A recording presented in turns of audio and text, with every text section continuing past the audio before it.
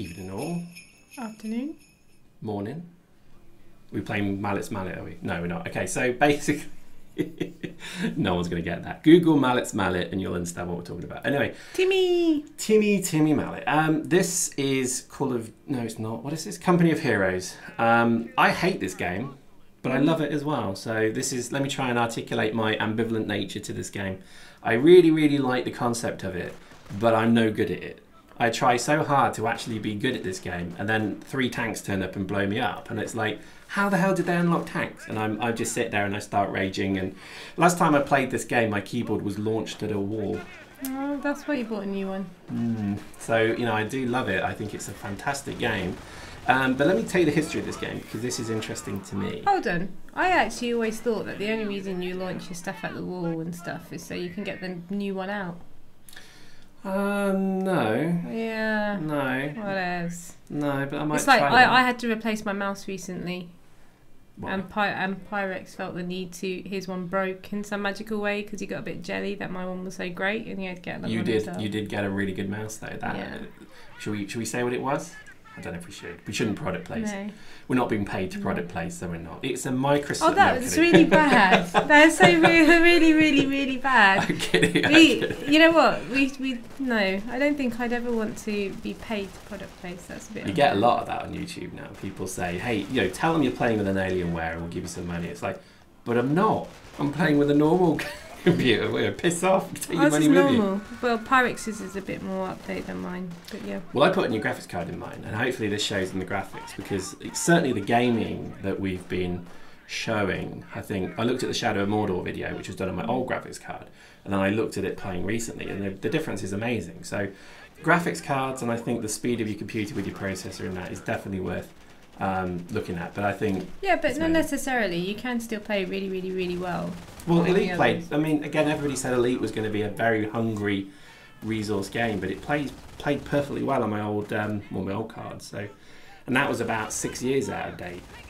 It plays beautifully on my new card, but you would expect it to. So, who knows? But anyway, let's go back to the game. This is actually a style of game that my uncle used to play. I think it's actually pretty good. There are quite a few different types of games that are like this. It's RTS, isn't it? They call it RTS, real-time strategy.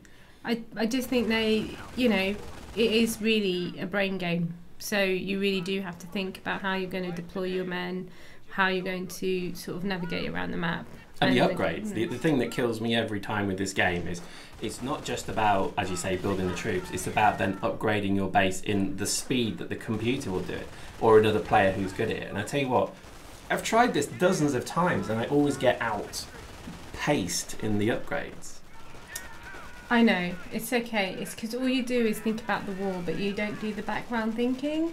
And that's why it would be more for somebody a bit more intellectual than you. Wow, really? Yeah. Really? Yeah. Thank you, Trub. You're welcome. F you very much. F you. Only kidding. You're not wrong though, because I think that's my issue, is when I play these games I'm usually so, like this battle here, that the enemy have occupied a warehouse or whatever, a farmhouse, and my troops are getting slaughtered, and I'm panicking so much on that point that I should be thinking, go and upgrade your supply depot, go and do this, go and deploy engineers, build this. And these games, they're like Dawn of War and those kind of Warhammer 40k games, where it's the reality is how quickly you build your base. StarCraft ultimately, I guess. How quickly you build your base means if you win or lose, because you unlock troops. And what he does is, you'll see it in just a minute, he unlocks tanks and sends tanks after me, and there's nothing I have that can kill a tank. So, have you ever really thought that this type of game is very much the more advanced version of Clash of Clans? Absolutely. I think that's why I kind of like Clash of Clans, because there is a tactical side to it. So, yeah, that's a very observant point. It's okay.